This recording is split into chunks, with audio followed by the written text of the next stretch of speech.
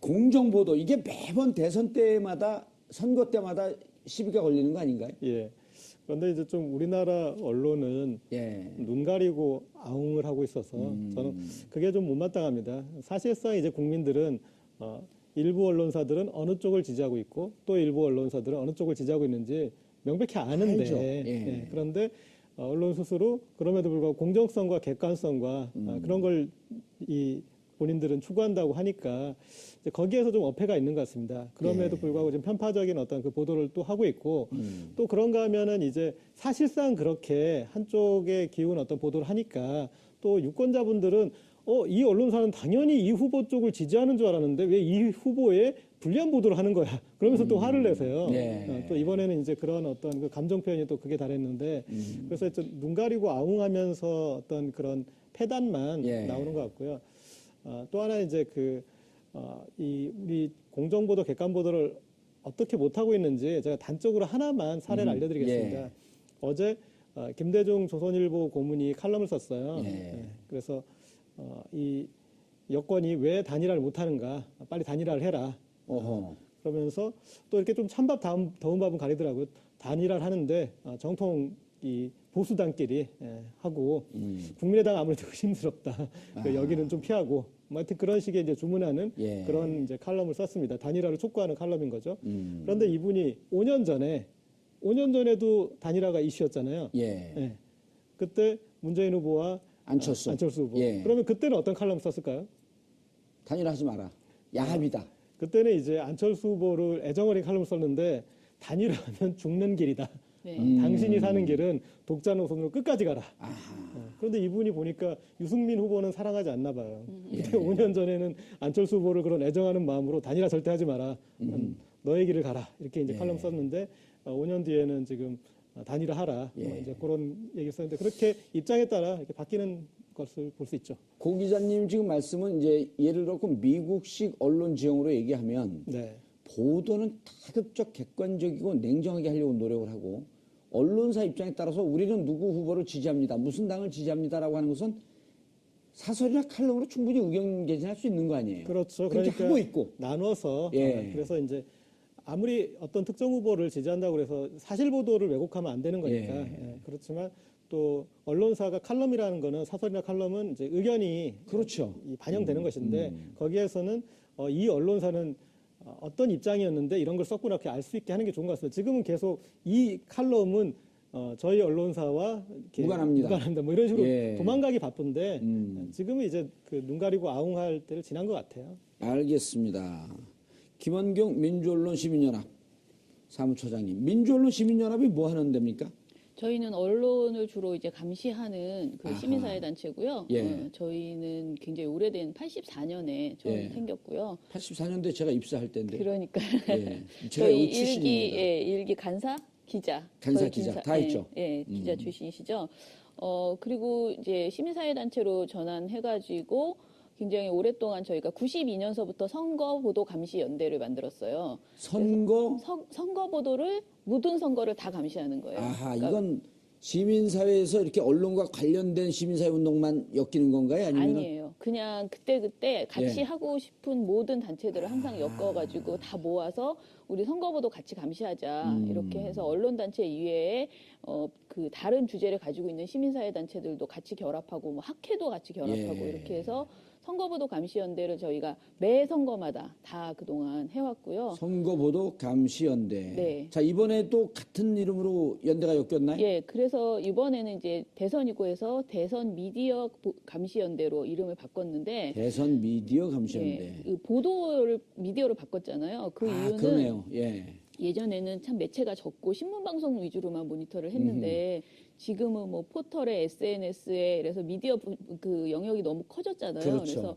그래서 이번에 그렇게 저희 영역을 넓혔다는 의미에서 대선 미디어 감시 연대라고 이름을 지었습니다. 시민사회 단체는 몇 개 정도 함께하고 계신가요? 저희가 지금 100개 단체가 같이 연명을 했습니다. 근데 주로 이제 열심히 활동하는 곳은 아무래도 활동 자체는 언론 시민 단체들 중심으로 하고 있고요. 뭐 참여연대나 이런 그 다른 영역의 단체들도 같이 연명을 해서 함께 활동한다. 언론노조 이런 데들도 같이 합니까? 예, 언론노조 아주 열심히 같이 하고 있습니다. 왜냐하면 그쪽이 전문성이 있기 때문에. 네네. 그다음에 지금 민원연 같은 경우 줄여서 민원연 맞아요. 민원연, 네. 민원연이나 주로 이제 언론 노조 네. 이런 데들이 전문성이 있고 이제 다른 분들은 우리는 뭐 함께한다라고 하는 그렇죠. 공감의 네. 뜻, 네. 이 정도로. 네. 예, 알겠습니다. 그래서 지금 미디어 감시연대가 네. 언제쯤 만들어졌어요? 저희가 지금 3월 20일 날 그러니까 D-50 되는 날이었어요. 네. 그날 이제 발족을 했고요. 예, 탄핵 플러스 11대째네요. 그렇죠. 예. 그리고 이제 저희 모니터 대상은 지금 예전에 이제 신문 방송이었다면 이번에는 시사 토크쇼, 종편의 시사 토크쇼를 전부 하고 있고요. 의미 있네요. 그리고 신문 방송에 페이스북 있죠. 요즘 페이스북으로 굉장히 기사를 많이 걸어요. 그 예. 언론사들이 그래서 페이스북도 모니터링 하고 페이스북도 있고요. 감시. 네, 예를 네. 들어서 그러면요. 신문, 방송, 시사 토크쇼, 페이스북 네. 그러니까 SNS를 통해서 보도되는 거 유튜브도 네. 해당이 예, 되나요? 그러니까 페이스북으로 거는 모든 기사를 다 보기 예. 때문에 그 안에 유튜브 기사도 들어가 있고 예. 여러 가지가 걸려 있더라고요. 그럼 요즘 시사 토크쇼 중에 대세인 외부자들 그것도 감시하나요? 예. 근데 오. 굉장히 그건 평가가 지금 좋게 나오고 있어요. 그렇죠. 그 출연진들이 좋잖아요. 왠지 노래 보세요. 아니 근데 저도 그게 참 궁금해서 제가 모든 걸 모니터하는 건 아니니까 예. 모니터하는 친구들한테 왜 그 MBN의 판도라도 있고 다른 프로그램들이 이제 지금 다양하게 이제 생겼는데 예. 왜 외부자들의 평가가 이렇게 좋지? 이건 뭐지? 뭐 예. 이렇게 제가 이제 물어보면은 지금 현재로서는 굉장히 객관적인 데이터를 많이 가지고 좋은 정보들을 주고 있다 이렇게 이야기를 하더라고요. 제가 그 계약을 맺으면서요. 네. 악마의 편집이 이루어지면 그 다음 주에 연락 없이 안 나옵니다. 그러니까 그 그런 저의 적은 힘이라고 없다, 믿어주시면 이거죠. 됩니다. 아유 정말 어렵네요. 좌불안석이죠? 네. 그거 말고 예. 저희가 경제신문도 모니터하고 있고요. 네 개 경제신문, 예. 경제신문 하고 있고 그리고 경제신문들이 조금 보수적 성향들이 강하지. 조금이 아니고 아주 많이 아주. 강하더라고요. 해보니까 굉장히 그 친재벌적인 예. 그런 관점을 가지고 있고 그리고 이제 연합뉴스하고 뉴시스 두 개도 매체도 지금 모니터하고 있고요. 예. 그래서 이제 통신 서비스 선거 시기에 회사죠. 네, 예. 네, 두 통신사 하고 있고 그리고 포털 네이버와 다음에 그 모바일로 보는 그 뉴스 있죠. 그 예. 뉴스를 지금 또 모니터를 하고 무척 있습니다. 광범위하게 하네요. 예, 처음으로 진짜 저희가 할 수 있는 최선을 다해보자 이렇게 했습니다. 너무 중요한 대선이잖아요. 예. 그래서 어떤 분야에서 이제 왜곡이 이루어지고 있는지 이런 것들 한번 효과가 얼마나 나올지 모르지만 최선을 다해서 감시의 눈길을 펼치자 이런 의미에서 영역을 넓혔습니다. 예. 네. 그러면 벼랑나 궁금해지는 게 이런 시민사회운동단체들은 늘 재정적 어려움에 처해 있잖아요. 네. 이렇게 움직이려면 어쨌든 뭐 자원봉사들 이런 분들도 있지만은 실질적으로 움직이는 재정은 어떻게 충당을 하나요? 일단은 저희가 그 아까 말한 100개 연대단체에서 예. 십시일반으로 정말 많이 도와주셨어요. 현조금. 5만 원에서 뭐 얼마씩 이렇게 굉장히 많이 내신 단체도 있고 해서 그렇게 해서 재정의 한 3분의 1을 마련을 했고요. 예. 나머지 재정은 민원연에서 지금 다 이제 마련했는데 그 힘은 저희가 민원연이 작년에 종편 떼찌 프로젝트라고 해서 예. 종편을 감시하겠다고 아하, 했어요. 됐죠. 네. 그 뭡니까 팟캐스트 방송하고 했었죠. 근데 그때 저희 회원이 한 번에 엄청나게 많이 늘어나서 5천 명 이상의 회원이 들어오셔서 저희가 정말 큰 도움을 받고 그 후원금으로 예. 이 종편 모니터할 수 있었는데 그 보답을 이번에 대선에 해야 된다라고 생각해서 그냥 무조건 다 해보자 이렇게 예, 지금 한 알겠습니다. 상황입니다. 네. 그러면 자 이제 검증이 들어가잖아요. 네. 검증을 어떤 식으로 하는지 궁금해요. 우리 시청자분들이. 하는 거는 사실 워낙 여러 가지 지금 말씀하신 별별 방법으로 다 예. 해보고 있어요. 대표적인 방법들이 네. 있지 않을까요? 네, 제가 오늘 가지고 온 것은 예. 그 민원연이 여러 가지 분석 중에서 보도의 제목을 보고요. 제목 안에 정당 관련된 제목을 뽑았는데 그 제목이 특정 정당에 유리하면 플러스 1점을 주고요. 불리하면 마이너스 1점을 주는 예. 이런 방식으로 모든 기사에서 제목에서 그 유불리를 따져보는 이런 판단을 한번 해봤어요. 그랬더니 신문의 경우에 저희가 해보니까 3월 20일부터 신문은 4월 22일까지 5주간 신문 보도를 해봤어요. 예. 그랬더니 더불어민주당 관련해서는 총 마이너스 48점이 나왔어요. 아, 불리하게 보도하면 마이너스 1점. 네네. 유리하게 보도하면은 플러스 1점. 예. 그런데 이제 플러스하고 마이너스를 두 개를 더해 보니까 마이너스 48점이 나온 거예요. 야, 예. 더불어민주당에 대해서. 네네. 그런데 이제 국민의당 같은 경우에는 플러스 16점이 나왔습니다. 오호. 뭐 자유한국당도 마이너스 32점, 바른정당은 플러스 14점 예. 이렇게 나왔는데 주로 격차는 이제 민주당하고 국민의당의 격차가 그러네요. 굉장히 크게 나옵니다. 정의당 같은 경우에는 굉장히 기사량도 적은데 마이너스 2점이 나왔습니다. 예. 예, 그리고 방송사 같은 경우에 저희가 7개 방송사, 지상파 3사와 종편 4사의 저녁 종합 뉴스를 보고 있는데요. 예. 지금 저 나오네요. 그 도표가. 네네네. 예. 방송사 같은 경우에는 총점으로 했을 때 민주당이 마이너스 205점. 어마어마하죠. 예. 국민의당은 마이너스 56점입니다. 방송은 제목에서 거의 다 대부분이 부정적인 것들이 더 많았기 때문에, 그러니까 불리한 것이 더 많았기 때문에 예. 다 마이너스예요. 그런데 그래도 마이너스의 격이 다르다는 거죠. 카운팅이 민주당은 마이너스 205, 국민의당은 마이너스 56 해서요. 일테면 제목이 부정적이라고 하는데 일테면 한두 개 정도 소개시켜 주실 수 있나요? 소개. 기억나는 제가 지금 대로. 예. 그러니까 제가 정확하게 사례를 예를 말씀드리긴 들어서 어려운데 예를 들면 민주당 내분에 휩싸여. 예, 이런 그런 거 부정적- 식의 그러니까 특정 정당에 대해서는 그러니까 특히 뭐 문재인 후보의 어떤 네거티브성 제목을 계속 예. 뽑아낸다거나 이런 식이고 국민의당 같은 경우에 경선이 매우 흥행이 됐다, 아하. 대박 예. 그런 식의 제목을 예를 들어서 뽑아내는. 민주당 그 문재인 후보가 최근에 나오는 기사에 네네. 따르면 송민순 건에 대해서 해명을 하면 민주당 문재인 후보 거짓말 논란에 휩싸여. 네, 이렇게 하면 부정적이죠. 네, 그렇죠. 오. 그런 제목들이 굉장히 많은 거죠. 아. 근데 이게 격차가 조금씩 다른데요. 예. 격차가 제일 큰 방송사가 있어요. 그러니까 민주당하고 국민의당의 국민의당, 예. 예. 그 격차 제일 지금 큰 데가 평균 총점 차이는 방송에서 지금 약 한 150점 나왔거든요. 예, 그렇죠. 그런데 TV조선 같은 경우에는 마이너스 45점이 그러니까 그 민주당은 마이너스 56점이었는데 국민의당은 마이너스 11점으로 45점 차이가 나는 거예요. 국민의당이. 그러니까 그 TV조선이. 그런데 MBC 같은 경우에는 30점. 이게 2위예요, MBC가. 예. 3위가 MBN 29점. 그리고 4위가 채널A 24점이거든요. 예. 그래서 저희가 봤을 때 아무래도 종편이 지상파보다는 좀 더 그 민주당과 국민의당의 격차가 크게 나타났고요. 예. YTN도 좀 그럴 것 같은데 YTN은 안 났나요? 예, 많이? 저희가 근데 YTN하고 연합뉴스 TV를 이번 모니터에서 좀 뺐어요. 근데 그 이유가 예. 여기가 보도 전문 채널이어서요. 저녁 종합 뉴스만 가지고 저희가 비교를 하는데 저녁 종합 뉴스라고 특정 지을 수 있는 그런 그 보도가 사실은 YTN과 그쪽은 없어요. 객관적으로 똑같이 그 잣대를 댈 수가 없고요. 저희가 자주 해봤는데 YTN 같은 경우에는 나름 기계적 균형은 잘 맞추는 어허. 편입니다. 예. 지금 예. 그래서 뭐 탄핵 MBC가 이후에 뭔가 눈치채지 않았을까요? 뭐 그런 것도 있고 예. 애초에 YTN의 문제는 사실은 깊이 있는 보도가 없을 뿐이지 기계적 균형은 나름 굉장히 맞추려고 하는 그런 경향이 있었습니다. 예, 알겠습니다. 고 기자님, 네. 졸지 마시고요. 조지. 이쪽하고 얘기하고 우리 사무처장님하고 얘기했더니 오늘 계속 저는 반성하고 있었습니다. 예, 그랬어요? 네. 오늘 제 이 소개 태도도 지금 이쪽에는 플러스 2점, 여기 마이너스 2점이에요. 계속 부정적 소개를 하는 거야. 졸지 마시고요. 시사 저널이라고요? 잠이 깨네요. 예.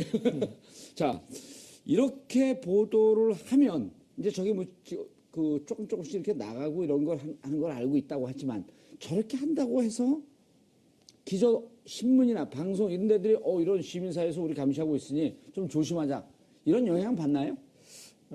글쎄요. 제가 봤을 때는 이제 지금 이번에 이 TV조선 재승인 때처럼 예. 정말 그 회사의 아주 절실한, 결정적인 예. 어떤 그런 부분 이제 그런 게 지적을 당해야지 영향을 받을 텐데 그런데 이런 조사가 저는 영향이 있다고 생각합니다. 그러니까 그런 나중에 예. 영향을 주는 평가를 할 때 그들도 어떤 객관적인 자료들, 정량적인 자료들이 필요하거든요. 예. 그래서 거기서 여기에 이제 참고 자료로 충분히 기능을 좀 할 수 있다고 생각하고요. 그리고 뭐 아무리 그래도 이렇게 언론이 이 지켜야 할 이제 본분이라는 게 있는 건데 그 예. 본분에서 이만큼 멀어졌다라는 게 환기될 때 네. 그것에 대해서 그래도 일선 기자들은 어느 정도는 이런 것에 대해서 좀 부끄러워하는 부분은 있을 것 같습니다. 기자분들은 좀 부끄러워한다. 알겠습니다. 자, 그러면 민주당하고 국민의당 말고 후보들에 대해서도 좀 조사를 해봤나요? 후보들에 대한 조사. 예, 문재인 예를 들어 이제 우리가 신문 보고 이른바 진보 언론 쪽이나 이런 데서 문재인은 때리고 안철수 너무 띄우는 거 아니냐라는 느낌들이 있었거든요. 네네. 그런 게 좀 검증이 되나요? 그런 거를 한번 그냥 말씀을 드려보면 저희가 종편 시사 토크쇼 있잖아요. 예. 그쪽에서 이제 하루 종일 후보들에 대해서 이야기를 많이 하죠. 예, 이른바 이제 이런 프로처럼 패널들 불러놓고 그렇죠. 얘기를 예. 듣고. 근데 이제 밑에 자막이 흐르거든요. 예. 계속 자막이 들어가 있어요. 근데 그 자막을 한번 저희가 전체적으로 모든 방송 안에 있는 그 한 프로그램 안에 있는 자막을 다 이제 모니터를 해봤어요.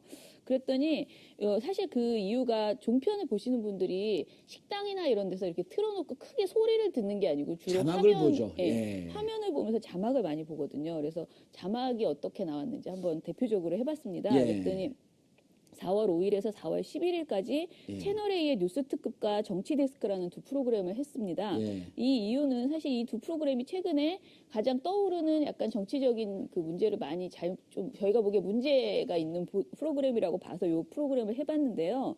해본 결과 그 문재인 관련 의혹 자막은 의혹의 내용을 최대한 정확하게 아주 정확하게 제공하려는 그런 자막이 나오는 반면에 안철수 후보 관련한 의혹은 문재인 후보 또는 민주당 측에서 문제 제기를 하고 있다라는 것을 담는 그런 자막을 쓰더라는 거죠. 의혹도 객관적 팩트로 접근하려고 하는 노력을 안철수 후보에 대해서는 안 하고 네네. 문재인 후보에 대해서는 이것만 봐도 정확하게 그쵸. 뭐가 뭔지. 의혹인지 정확하게 알 수 있는. 네네. 그런 자막을 이제 내보낸다는 거예요. 채널A 정치 데스크가 4월 6일 날 내놓았던 예. 그 문 후보 아들 특혜 논란 자막이 55회였습니다. 55차례를 내보냈는데 어허. 이 중에서 문 후보 측의 입장을 전한 자막은 10회에 불과하고요. 그리고 이게 자막 속에서 물음표를 붙여가지고 약간 카더라성 그런 의혹 있잖아요. 확정되지 않은 그런 의혹도 예. 계속 물음표 처리를 해서 하는 그런 자막이 11개나 나왔습니다. 그러니까 그런데 이런 거는 아니면 말고 시간이에요. 그렇죠. 그런데 반면 그 다음날 4월 7일 날 같은 프로그램에서 안 후보 딸 의혹과 아내 특혜 채용 의혹이 예. 나왔거든요. 근데 요것도 54회가 나옵니다. 그러니까 전날 55회에 민주당에는 55회가 나왔다면 기계적 중립을 54회로 또 맞췄나 예, 보네요. 맞춥니다. 예. 맞추는데 이 중에서 자막의 사례를 들어보면 민주당 측 안 교수 임용 당시 자격 미달 이렇게 하는 거예요. 그냥 민주당의 일방적인 주장인 것처럼 그렇죠. 보이게. 예, 이런 식의 자막들이 매우 많았다. 그리고 민주당 아침 회의부터 안 때리기 강공, 안풍에 놀란 민주당 안철수 딸까지 거론 이런 식으로 민주당의 안 후보 때리기 프레임을 이렇게 만들어서 그리고 좀 딸까지 그럴 정도면 니네 좀 치사한 거 아니냐라고 하는 네네. 뉘앙스까지 풍기면서. 네네 그런 어허. 식의 내용들이 많이 나와서 좀 자막만 보더라도 이런 사례를 볼 수 있었다. 제일 재밌었던 게 예. 여론조사가 이때 이제 안 후보가 약진하던 시기였거든요. 그렇죠. 4월 4일서부터 치고 올라간다라고 예, 이제 예. 물론 그 여론조사 KBS하고 연합뉴스인데 그 여론조사는 결국 1,500만의 그 과징금을 받았죠. 네, 근데 이제 받았습니다. 어쨌든 그때부터 예. 양자구도에서도 안이 약진하고 있고 예. 다자구도에서도 이기고 있다라고 하는 그렇죠. 보도가 나오던 4월 첫째 주. 그러면서 이 여론조사를 너무나 이제 강조를 하면서 심지어는 그 선거 시기에 한 달 전, 선거 한 달 전에 여론조사가 거의 굳어지는 경우가 너무나 많았다라면서 이런 것을 강조하는 자막을 마구 내보내요. 그러면서 제목이 안철수 서울 충청서 문재인 앞서라는 제목의 자막을 한번 내보낸 다음에 계속 그대로 있으면 쑥스러웠는지 다음 자막은 문재인 서울 충청서 안철수의 뒤져. 이렇게 자막을 내보내는 거예요. 아유, 훌륭한. 마치 진짜 예. 무슨 학습지처럼 주제를 바꿔가지고 어떻게 바꿀 수 있는지 물어보는 응용 것처럼. 문제 풀 수 있도록. 네네. 예. 굉장히 그 황당한 그런 그 자막들이 많아서 그게 어디 방송국이라고요? 채널 A. 예, 거기 출연하지 채널 말아야겠네. 거기. 예? 채널 A 출연하시죠? 글쎄 잘 모르겠는데 저는 타이틀만 알고. 그 자막에서 이 자막의 크기, 네. 글자의 크기 네. 그거 자체도 어떻게 보면 선정성 척도도 맞아요. 저는 될 수 있습니다. 색깔 네, 배치까지. 색깔. 네. 빨갛게. 그렇죠. 맞아요. 그 종북 논란하면서 그 종북을 빨간 거라면 저놈들 빨갱이네. 예, 그렇죠. 그 자막에 대해서는 야. 북한 방송도 저렇게 안 하는데 모르겠습니다. 그러니까 근데 종편 채널에서 주로 타겟으로 삼는 게 어르신들이다 보니까 네. 어르신들 좀 귀도 어둡고 그래서 글자 잘 보이게 그렇게 크게 쓰는지 모르겠지만 참 오지랖도 넓으세요. 글자가 사람들을 잡아먹고요. 그리고 어떤 이슈 자체에 대해서 다루는 태도도 문제지만 그 전에 어떤 이슈를 다루느냐 그거 자체도 또 편파적일 수가 그렇죠. 있는 겁니다. 네. 이를테면 어제 대선 TV 토론할 때 홍준표가 계속 동성애 어떻게 생각하십니까? 하고 동성애로 프레임을 가져가거나 뭐 이 노조가 문제입니다. 그래서 노동 문제로 가져가거나 또 뭐 이 북한 문제, 안보 어떻게 하여튼 그런 식으로 주제를 어떤 주제를 다루느냐에 따라서 보수 후보에게 유리하고 어떤 진보 개혁 후보에게 불리할 수 있는데 그런 부분에 있어서도 어떤 이슈의 쏠림도 좀 확실히 나타나는 것 같습니다. 네. 그 저희가 아까 말씀드린 그 방송 그 자막에서 예. 더불어민주당 관련돼서 그 총점이 제가 아까 마이너스 플러스를 예. 해보잖아요. 마이너스 423점이었어요. 자막이. 네, 자막에서. 이야. 근데 국민의당 자막은 플러스 81점이었습니다. 이야, 그럼 그러니까 이거 이거는 거의 신문 방송보다 훨씬 더 심하게 자막으로 이 유불리를 자막으로 보면 승부하는데 그 지금 고 기자가 농담 비슷하게 살짝 얘기했지만 어르신들이 자막 보고 식당에서 그렇죠. 자막 보거든요. 네. 저희들도 식당에서 많이 안 들리니까 예. 자막만 봐요. 그리고 이제 그 방송이 많은 사람들이 그 패널들이 하는 말을 요약해서 자막이 나갈 거라고 착각하시는데 착각을 하죠. 전혀 네. 그거랑 상관없이 그냥 작가들이 이제 막 써준 그런 자막이 미리 준비해 놓은 그게 나가는데 그 자막의 그 어떤 주제들이 대부분 굉장히 보수 후보에게 그러니까 유리한 그런 내용으로 나가고 있다는 그런데 거죠. 제가 이제 방송사와 무관하게 네. 또 프로와 무관하게 대체로 이제 작가들 특히 이 시사 작가들 보면은 네. 회사의 입장과 무관하게 좀 이렇게 진보적이거나 개혁적 성향이 의외로 무척 많아요. 네네. 그리고 그런 종편에 근무하면서 또 토요일 날은 촛불 들고 나오는 이런 또 이제 배신자 그 프레임도 있어요. 회사의 입장에서. 근데 그분들이 그걸 뽑을 때는 개인적 이런 견해보다도 데스크에서 지시하는 대로 뽑는 거 아닌가요? 그런 것도 있고 제가 들은 제보에 의하면은 예. 조선일보의 제목을 가장 많이 참조하고 있다라고 저는 들었습니다. 종편의 많은 그 작가분들이 왜냐하면 거기가 이제 제목을 잘 잘 뽑는다고 뽑죠. 생각하시고 그 자막 그 많이 그러니까 그 제목을 흉내내서 이렇게 조금씩 고쳐서 변형을 줘서 많이 하고 있다고 예. 그렇더라고요. 제가 보기에는 이런 것 같습니다. 그러니까 자막이 순간적인 거잖아요. 그러니까 위에서 지시가 내려와가지고 자막을 달고 하는 그런 경황은 없을 네, 거예요. 네. 그런데 자막을 맡은 사람들이 담당 뭐 작가가 하든 이제 기자가 하든 자기 검열을 하고 있는 거죠. 그렇죠. 그러니까 아니면 또 그 전에 방송에서 자막을 왜 그렇게 뽑았어라고 한두 번 질책을 그렇죠. 당하면 예. 아 데스크가 뭘 원하는지 하면서 스스로 자기 검열하면서 거기에 입맛에 맞게. 그리고 또 자막이 예. 시청률에도 영향을 미치기 때문에 그렇죠. 자극적인 또 자막으로 그렇게 네, 흐르고 맞아요. 있고요. 한눈에 확 들어오는 우리 자막 얘기하니까요. 우리 저 PD가 자막을 안 넣어. 이 양반 이상한 사람들이야. 그리고 이제 이런 게 있는 것 같습니다. 그러니까 박근혜 대통령 이제 탄핵 국면에서 나타난 현상인데 거기에서 보수 세력 중에 박근혜 전 대통령에게 문제를 지적하시는 분들은 이전에 정치할 때와 완전히 다른 태도를 보여주셨어요. 이를테면 외부자들의 전효옥 전 의원이 하는 발언을 보면은 예. 정말 지극히 정상적이잖아요. 예, 그리고 대단히 훌륭하죠. 정말 맞는 말만 하고 예. 그런데 이분이 예전에 정치를 할 때는 그런 스타일이 아니었잖아요. 어떤 그 보수 세력을 대변하는 듯한 이제 그런 것을 보였는데 그러니까 선 입장에 본인이 선 자리에 그리고 본인이 대변하는 입장에 따라서 달라지는 모습을 우리가 볼 수 있었는데 그런 자막에서도 제가 봤을 땐 그런 것 같습니다. 그러니까 우리가 밖에서 접할 때는 정말 진보적인 것 같기도 하고 그런데 이제 자기가 종사하는 프로의 성격에 따라서 그에 맞게 자막을 뽑는다. 그렇죠. 이게 이제 우리나라 보수 세력의 어떤 전반적인 특성인 것 같습니다. 이거는 그러니까 자기 면접을 스스로 주는 거죠. 이건 그냥 일로서 업으로서 내가 그냥 즐기듯이 하는 일이고 나는 생각을 이렇게 해. 그러니까 그러면서 이 자막이 주는 그 엄청난 폐해나 어떤 그런 이 편파 보도의 문제에 대해서는 잘 의식을 안 하는 거죠. 예, 알겠습니다. 계속하시죠. 제 준비한 것 중에서 예. 오늘 방송에서 원래 준비하지 않았는데 갑자기 자막 얘기하니까 예. 나온 건데 태그 있잖아요. 태그 해시태그라고 교수 예, 예. 기사에 태그를 예. 많이 태그를 걸거든요. 걸죠. 근데 이 태그를 가지고 또 장난을 치는 걸 저희가 하나 뽑아봤는데 아주 첨단 장난질을 하네요. 예. 이제 페이스북에 언론사들이 다 페이스북에 자기 뉴스 페이지를 만들거든요. 근데 거기 페이스북에 기사를 올리면서 요즘 문재인 침해설이 은근히 많이 언론에 그러니까 그 어떤 네티즌 사이에서 막 이렇게 올려요. 예. 그런데 그런 글에서 조선일보가 자신들의 기사를 하나 올리면서 그 기사에서 뭐라 그러지? 문재인 침해로 해시태그를 달아버리는 거예요. 근데 기사의 내용이 제목이 대선 토론 문 이재용 이재명 유승민 유시민으로 잘못 불러. 그러니까 대선 토론에서 말실수한 걸 문 후보가 갖고. 말실수한 것을 쭉 엮어가지고 기사를 하나 올리는데 그 기사의 해시태그가 문재인 침해설인 거예요. 야. 그리고 거기에 또 두 개의 해시태그가 있는데 그리고 3D 프린터 논란 이렇게 해서 이걸 치면은 그게 며칠째인가요? 이게 4월 13일 날 조선일보 페이스북에 올라간 글이고요. 예. 기사도 4월 13일자 조선일보 기사입니다. 근데 이게 그럼 그게 TV조선이 네. 조건부 승인을 받았잖아요, 종편?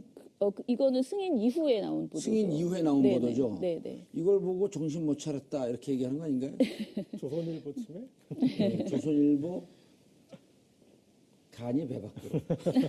그런데 참 이게 아이러니한데 네. 사실 이번 대선 후보에서 치매 국가 책임제를 내세우고 치매에 대해서 가장 구체적인 공약을 한 후보가 네. 문재인 후보인데 네. 예. 그런데 본인은 그렇게 치매 문제에 귀를 기울였는데 이런 어떤 나쁜 뉴스에 의해서 치매설이 나와버린 그건 정말 이게 어떤 언론의 병폐의 가장 극단적인 형태인 것 같습니다. 아니 악의적으로 선전할 수도 있네요. 본인이 치매에 걸려갖고 치매 정책에 집착하고 있다고. 근데 이런 페이스북 글을 올리면 예. 거기에 댓글이 뭐 엄청나게 악의적인 댓글이 많이 달려서 저는 최소한 언론사의 페이스북이라면 공식적인 페이스북이라면 이런 기사는 올리지 않는 그러니까 안 올려야 되는데 중앙일보도 예를 들면 중앙일보 같은 경우에는 또 마찬가지로 제목이 문재인 치매 의심 증상 8가지 보여란 이런 제목의 그러면서 내용들을 8가지 하는데, 구체적으로 다 이런 걸 했을 예, 거 아니에요? 이건 제가 지금 말한 거는 그 페이스북에 쓴 글의 내용이고요. 그 기사가 걸려 있잖아요. 근데 기사의 제목은 문재인 치매 의혹 제기한 블로거 근황이에요. 근데 근황이라고만 되어 있는데 사실 이날 이 사람이 체포가 된 거거든요. 근데 체포가 됐다는 것을 명백하게 밝혀주면 이게 가짜, 치매설이 아하, 가짜라는 게 예. 입증되잖아요. 근데 블로거 근황 이런 제목, 애매한 제목을 뽑아서 뭐지 이게? 예. 기사를 그리고 사진도 전부 문재인 후보가 졸고 있는 사진을 묶어가지고 이렇게 딱 보여주더라고요. 그래서 이게 참 너무 수준 낮은 네거티브 보도들이 나오고 있다. 수준이 낮으면서 또 어떻게 보면 사실 감각적인 거거든요. 그쵸. 그러니까 제가 SNS는 조금 일가견이 있습니다. 그렇죠. 예. 네, SNS에서 어떻게 사람을 낚을 수 있을지 어떻게 그러니까 낚시를 잘하시는 분들은 이 강이나 바다에 가보면 보이잖아요. 물이 어디 고깃대가. 있는지 보인다면서요? 네. 예. 그리고 어떻게 하면 몰려들게 하는지 어떻게 떡밥을 던질 줄 알잖아요. 그러니까 그런 이쪽에 종사해 보면은 그런 이제 악마의 유혹을 받습니다. 이런 쪽으로 끌고 가면 그런 사람들의 사실은 선의에 기대는 것보다 악의에 기대는 게 훨씬 더 효과적인 거거든요. 네. 그런데 미디어의 SNS를 관리하는 사람은 절대적으로 조심해야 되는 게 그겁니다. 그런 악의를 발휘하면 안 돼요. 악의를 발휘하면은 효과도 볼 수 있고 그렇지만 그 미디어가 점점 더 악의적으로 빠져들어갈 수밖에 그리고 신뢰성을 없어요. 잃잖아요, 점점 예. 더. 결국은 지금은 악의적으로 해서 조금 결과가 뭔가 오는 듯한 달콤함이 있지만 그렇죠. 전국적으로 그 언론사를 그리는 거 그 아니에요? 달콤함에 넘어가 있는 것이 자막으로 나타나고 해시태그에 나타나는 거죠. 자막과 해시태그. 오늘 밥값 하시는데 SNS에 대해서 전문가다라고 하는 게 훨씬 더 설득력이 있어요. 네, 감옥에만 보내지 말아 주십시오. SNS 너무 재밌어서 제가 팬입니다. 아 그래요? 너무 재밌게 잘 쓰세요. 나중에 제 캠프 명함 드릴 테니까 제 캠프로 놀러 오시죠. 저기 손석희 사장님이 어제 문재인 후보의 제안을 거절하던데 되게 멋있어 보였습니다. 저도 거절하겠습니다. 거절하는 게 멋있었어요. 뭐라고 그랬는데 문재인 후보가? 국민 추천제를 예. 하겠는데 국민들이 추천하면 손석희 사장님도 거절하지 마시고 내각으로 이렇게 들어와 달라 부탁을 했는데 단호하게 거절하더라고요. 뭐라고요? 거절하겠습니다 이래요? 뭐 비슷한 표현으로. 알겠습니다. 나중에 우리 캠프에 안 오시겠다는 걸 거절한 거죠? 자, 또 아시죠? 저는 또 한 가지 말씀드릴 거는 안보 저희가 문제에 대해서 좀 궁금해요. 네? 안보 문제 논란이 계속 나오는데 네. 이거에 따른 이거과 관련된 기사들이 어떻게 나왔는지. 어떻게 이렇게 저랑 마음이 딱 맞으실까? 예. 제가 지금 말씀드리고 싶었던 게 2주의 나쁜 보도를 저희가 선정해요. 매주. 어허. 그래서 예. 일주일치의 보도 중에서 나쁜 보도를 하는데 지난주에 나쁜 보도를 이제 월요일 날 어제군요. 어제 이제 발표를 했습니다. 그런데 2주의 나쁜 보도에 1위부터 3위까지가 모두 조중동에, 그러니까 신문 나쁜 보도, 방송 나쁜 보도 따로 하는데 신문 보도가 조중동의 안보 공세가 뽑혔습니다. 근데 1위가 주적 논란 부추기는 조중동의 사설 칼럼들로 선정이 됐습니다. 그리고 2위가 중앙일보의 송민순 쪽지 공개한 단독 인터뷰 보도 2건. 이게 이제 2위로 선정이 됐고요. 3위가 전쟁 불사론을 주장하고 있는 조선일보의 칼럼으로 뽑혔습니다. 그래서 지금 신문 보도를 보시면 그냥 절반은 이 안보 논란, 그리고 절반은 네거티브. 예, 네거티브인데 네거티브도 있지만 그리고 이제 계속 부추기는 것은 아까 말씀하신 합당이 아니죠. 이제 예, 단일화. 후보들 단일화. 후보 단일화 이전에는 단일화 그러면 굉장히 나쁜 것으로만 하다가 요즘은 굉장히 왜 안 하는가 이렇게 촉구하는 예. 이런 글들이 굉장히 많이 나오고 있는 상황이고요.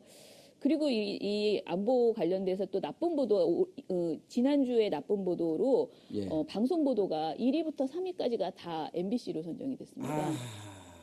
제가 MBC가 아까 격차가 30점으로 예. 굉장히 크다 그랬잖아요. 근데 MBC의 지난주에 1위 가장 나쁜 보도로 선정된 것은 제목이 이산가족 상봉, 특혜, 북한의 의도는? 이라는 보도입니다. 그래서 이 제목이 문재인 후보의 이산가족 상봉 특혜 의혹이 있다라고 이야기를 하는 거예요. 이런 보도였고요. 2위가 북한이 문재인 후보를 밀어주고 안철수 후보를 비난하고 있다라면서 그런 식으로 대선에 개입하고 있다는 내용의 보도였습니다. MBC 북노골적 선거 개입 안철수 정조준이라는 4월 19일자 보도였습니다. 이게 2위를 차지했고요. 3위는 문재인 호남 홀대론의 실체를 확인해 보겠다. 라면서 내놓은 문재인 후보 호남 홀대론 실체는이라는 4월 19일자 기사였습니다. 이 세 개의 기사가 사실상 겉으로는 문재인 후보의 어떤 의혹을 점검해 보겠다, 팩트를 체크해 보겠다라는 식의 그 겉으로는 후보 검증 보도거든요. 그런데 사실 내용을 보면은 검증이라고 할 수 있는 내용이 없습니다. 대부분이 거의 카더라성 그리고 예. 이제 타당, 특히 자유한국당에서 제기하는 문제 제기들, 또 국민의당에서 이제 뭐 묻는 것 이런 것들 타당해서 정치 공세를 하는 것들을 그대로 가져다가 예. 그냥 전하는 이런 보도들을 하고 있는 거죠. 그래서 검증보다는 의혹 제기가 주로 되고 있고 타당의 문제 제기를 언론사가 소화해서 검증해서 내놔야 되는데 그렇게 하지 못하고 있다는 점에서 저는 일종의 흑색 선전에 지금 가담하고 있다, MBC가. 예, 알겠습니다. 말씀 오늘 여기까지 듣겠습니다. 네. 대선을 앞두고 유권자들이 판단의 기준은 언론, 방송 그리고 SNS를 통해서 얻는 정보입니다. 아까 악마의 유혹이라고 했는데 가짜 뉴스까지는 아니더라도 유권자들의 마음을 흔드는 이런 악의적인 뉴스를 하는 언론사는 앞으로 촛불 이후의 대한민국에서는 별로 필요 없을 것 같습니다. 명심해 주시기 바라겠습니다.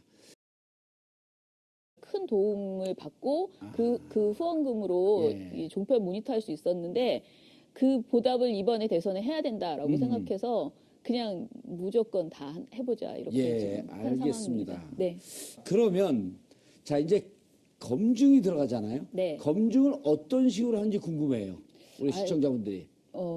하는 거는 사실 워낙 여러 가지 지금 말씀하신 별별 방법으로 다 예. 해보고 있어요. 대표적인 방법들이 네. 있지 않을까요? 예, 제가 오늘 가지고 온 것은 예. 그 민원연이 여러 가지 분석 중에서 보도의 제목을 보고요. 제목 안에 정당 관련된 제목을 뽑았는데 그 제목이 특정 정당에 유리하면 플러스 1점을 주고요. 아하. 불리하면 마이너스 1점을 주는 예. 이런 방식으로 모든 기사에서 제목에서 그 유불리를 따져보는 이런 판단을 한번 해봤어요. 그랬더니 신문에 신문의 경우에 저희가 해보니까 3월 20일부터 신문은 4월 22일까지 5주간 신문 보도를 해봤어요. 예. 그랬더니 더불어민주당 관련해서는 총 마이너스 48점이 나왔어요. 아, 불리하게 보도하면 마이너스 1점. 네네. 유리하게 보도하면 플러스 1점. 예. 그런데 이제 플러스하고 마이너스를 두 개를 더 해보니까 마이너스 48점이 나온 거예요. 야, 예. 더불어민주당에 대해서. 네네. 그런데 이제 국민의당 같은 경우에는 플러스 16점이 나왔습니다. 오호.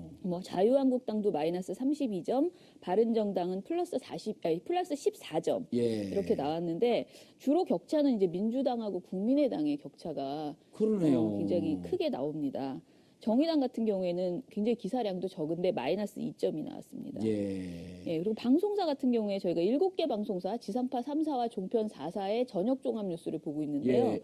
지금 저 나오네요. 그 도표가. 네네네. 예. 방송사 같은 경우에는 총점으로 했을 때 민주당이 마이너스 205점. 어마어마하죠. 예.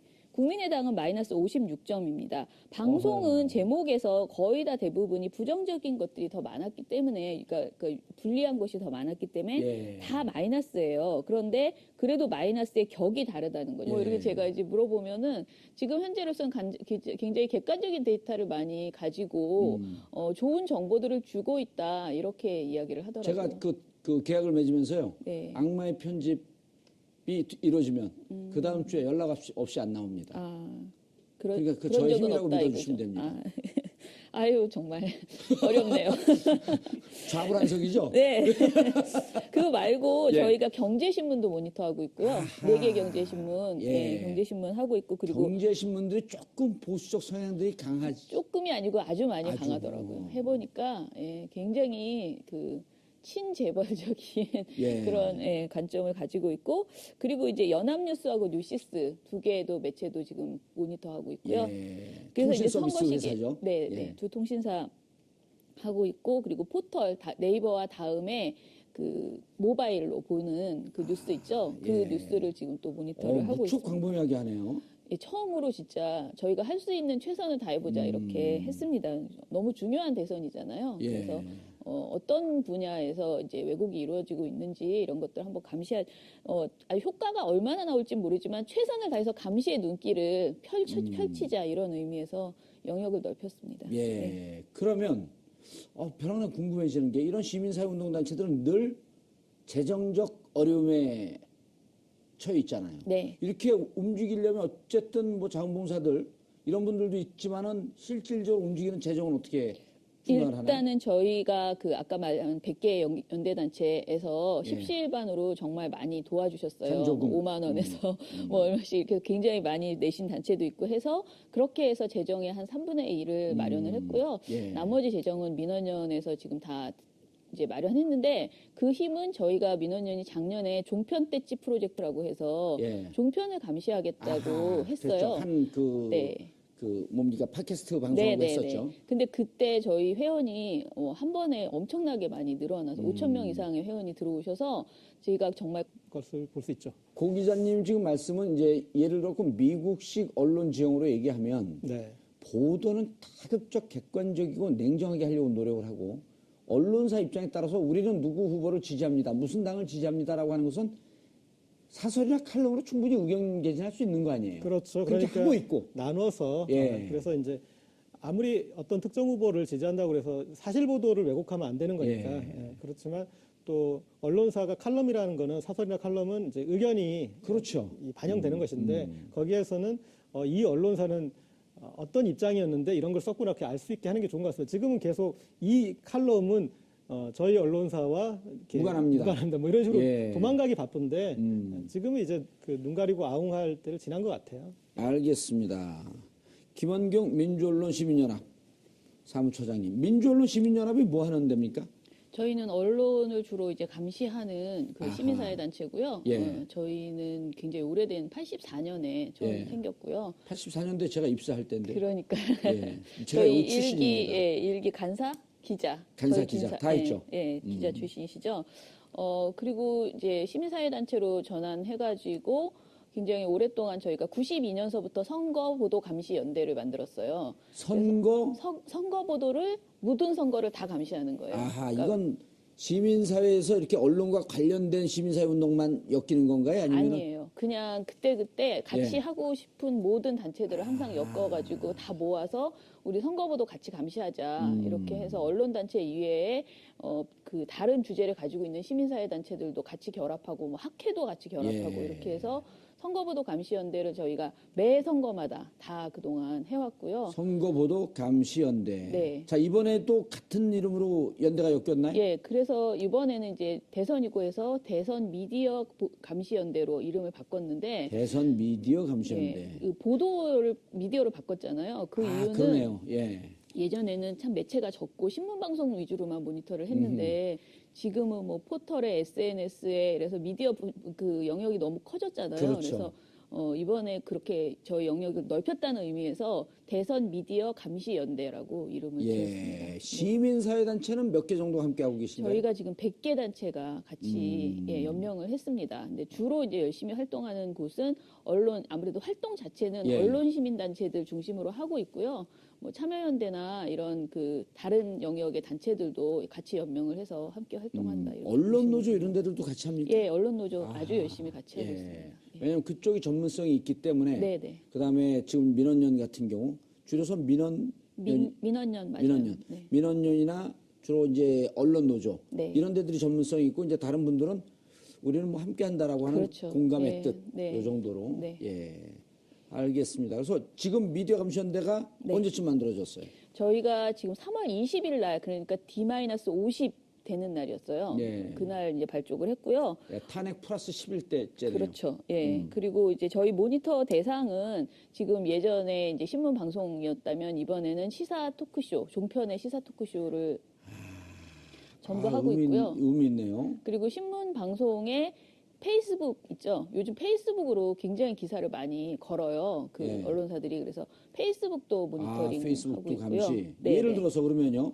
신문, 방송, 시사 토크쇼, 페이스북, 네. 그러니까 SNS를 통해서 보도되는 거, 유튜브도 네. 해당이 예, 되나요? 그러니까 페이스북으로 거는 모든 기사를 다 보기 예. 때문에 그 안에 유튜브 기사도 들어가 있고 예. 여러 가지가 걸려 있더라고요. 그럼 요즘 시사 토크쇼 중에 대세인 외부자들 그것도 감시하나요? 예.